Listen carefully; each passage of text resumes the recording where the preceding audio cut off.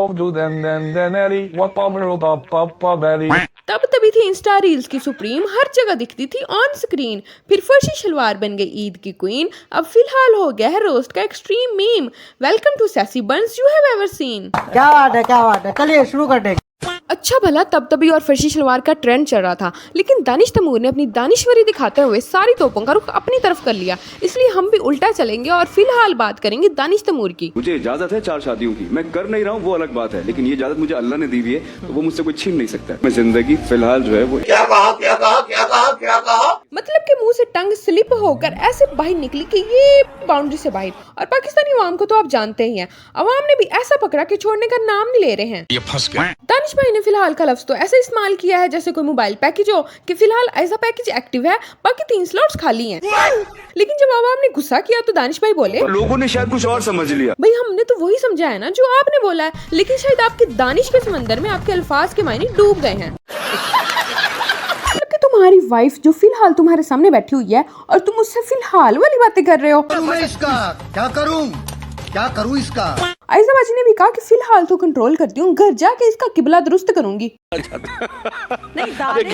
नहीं इसमें हंसने की जरूरत नहीं है, क्योंकि यही सेम सवाल हमजा अब्बासी से भी पूछा गया था, लेकिन उनका जवाब तो कुछ ऐसा था। देखिए इस्लाम में 4 शादियों के जो कुरान में आई है तो बड़ी स्पेसिफिक एक्स्ट्रॉर्डिनरी सिचुएशन, ठीक है, कि जंग ओहद के बाद आएगा, इसलिए चाहे 1, 2, 3 या 4, लेकिन उन्हीं अल्लाह ताला ने आगे फरमाया कि उनमें इंसाफ करो और बड़ा मुश्किल है कि इंसाफ कर सको तो मैरी ओनली वन।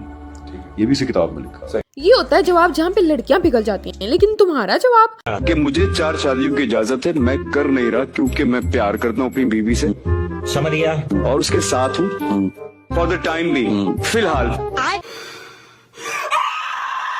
तुमने ऐसा जवाब दिया कि जनाना वार्ड वो उठा वो फैला कि उसने तब तभी और फर्शी शलवार को भी पीछे छोड़ दिया है। बंदा पूछे ये जनाना वार्ड तब कहाँ होता है जब ऐसे अश्लील गाने बन रहे होते हैं, जब तुम ऐसे इस्लाम की बेहुरमती मचा रहे होते हो, तब किसी को इस्लाम और दीन का ख्याल नहीं आता।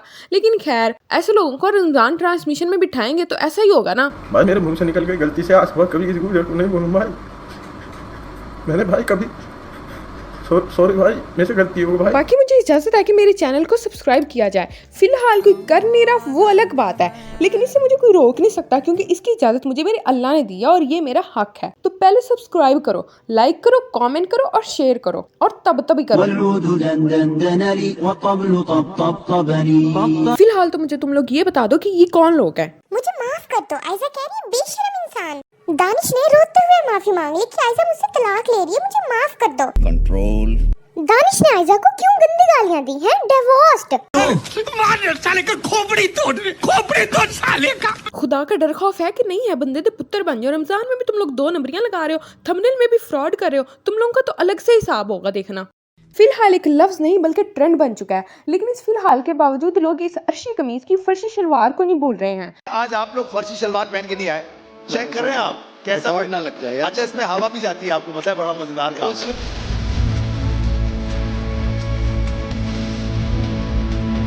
और जो लेजेंड लोग अभी तक नहीं जानते फर्शी शलवार के बारे में, तो मैं उन्हें बता दूं कि ये 1997 का फैशन था जो 2025 में दोबारा आया है, और इसको सिर्फ औरतें ही नहीं बल्कि मर्द भी पहन रहे हैं।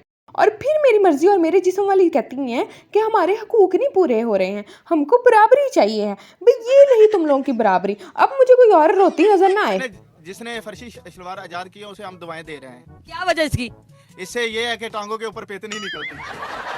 हाँ ये ठीक है कि अपने घर वालों को फर्शी शलवार पहनाओ और उन्हें पित्त से बचाओ। बंदा पूछे फर्शी शलवार ना होगी बल्कि पित्त बचाओ मुहिम हो गई। हाँ ये कर लो। फर्शी शलवार इस ईद का नेशनल यूनिफॉर्म है, और जो इसका हिस्सा नहीं है क्या उनको सोसाइटी एक्सेप्ट करेगी? क्या उनकी ईद हो पाएगी? ये आप मुझे नीचे कमेंट्स में बताएं। हम लोग वो टॉप याद करने लगे अभी, ठीक है। अच्छा तो पहली लाइन है वलूदु दन दन दन अली, ठीक है। सेकंड लाइन है वतो ब्लू तब अली, और सेकंड लाइन है तब। ये नज़म 1200 साल पुरानी है, यानी कि खलीफा अल मंसूर के दौर की। और ये जो मंसूर चचा थे ना, ये बड़े कोई ज़हीन और शरारती थे। कोई भी नज़म एक बार सुनते ही इनको याद हो जाती थी, तो ये क्या करते थे कि पोइट्स को बुला के उनको जलील करते थे, सताते थे कि अरे ये तो मैंने सुन रखी है जो तुम लोग मुझे अब सुना रहे हो। राय अल अस्माई भाई साहब, जिसने देखा ये तो फिरकी ले रहा है हमारी, तो इसने ये बड़ी मुश्किल अल्फाज वाली नज़म सुनाई। और मंसूर चचा का किबला दुरुस्त हो गया। तब ये नज़म बड़ी जोरों शोर से फैली और आज 12 साल बाद भी अपना काम कर रही है। लेकिन आप लोग अपना काम कब करोगे? वो है इस चैनल को सब्सक्राइब करना। तो सब्सक्राइब करो और लगे हाथ ही लाइक भी कर दो और कमेंट भी कर दो। चैनल को सब्सक्राइब करो पहले, हाँ जल्दी करो। मुझे पता है कि आप लोग नहीं करते, वीडियो देखते हो लेकिन सब्सक्राइब नहीं करते। तो मिलते हैं नेक्स्ट वीडियो में।